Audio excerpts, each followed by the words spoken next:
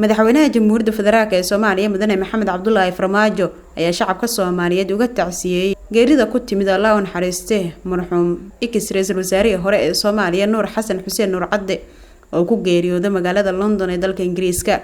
madaxweynaha ayaa xusay doorkii weynaa oo ka soo qaatay Allah u naxariistee marxuumka dib u soo kabashada dalka iyo sidoo kale isagoo waqti adag u istaagay in uu ka shaqeeyo dowladnimada iyo samata bixinta dalkeena.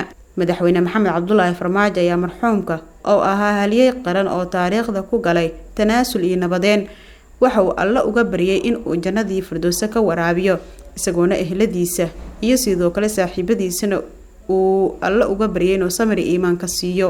inna lillahi wa inna ilayhi raaji'uun.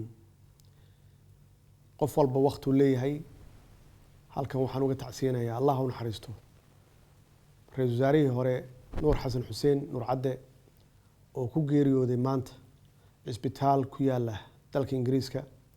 ilaahay waxaan uga baryaynaa inuu jannadiisii naxariis siiyo eheladiisii qaraabadiisii ummadda Soomaaliyeed meel kasta ay joogaan inuu samri iimaan u ka siiyo.